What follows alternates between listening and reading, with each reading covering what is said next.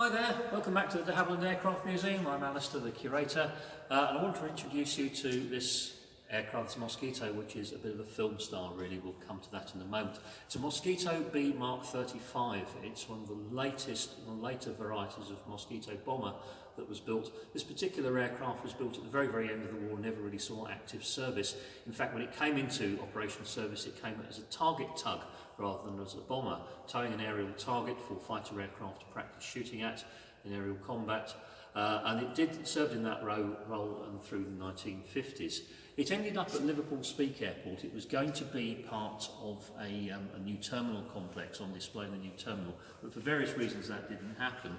And it was then used in the film 633 Squadron in the early 1960s. So if you've seen that film, if you're a Mosquito buff, I'm sure you have seen the film, you'll have seen this actual aircraft in the film.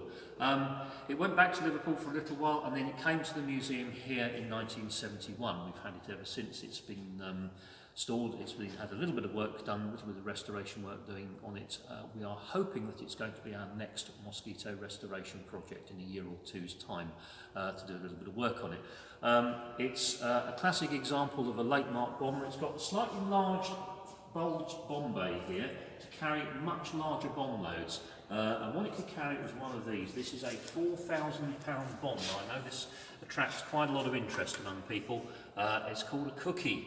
It's called a blast bomb, really. It doesn't really dig great big holes in the ground or anything like that. It hits the ground and knocks over buildings with blast. Now, a Mosquito could carry one of these bombs. You could go all the way to Berlin, drop one of these 4,000-pounders on Berlin, come back to the UK in the same night, refuel and rearm with another bomb, go back to Berlin on the same night sometimes, and drop a second 4,000-pound bomb on Berlin. And that was quite an achievement for a twin-engine aeroplane with a crew of only two, especially one that was made, as it was, of only plywood and balsa wood. So a very potent aircraft, very significant aircraft. Sometimes I sit in the cockpit of this one to take visitors in and guests. Maybe we'll do that on a future post when it's safe for us to come back to the museum and do that. Maybe I'll show you around the cockpit. You can't help but think and wonder at the bravery of the guys that did this during the war, when you think that they're sitting in this cockpit at a height of maybe 30,000 feet, 35,000 feet. It's freezing cold outside, pitch black, and the enemy is out there trying to shoot you down.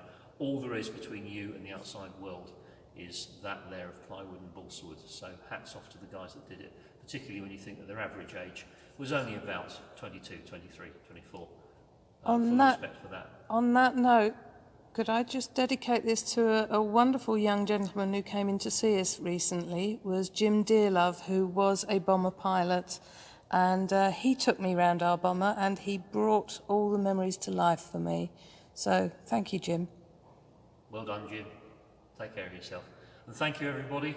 That's our third Mosquito. Thanks for watching. Lots more to come. Stay tuned, stay well, stay safe, stay in touch. Bye for now.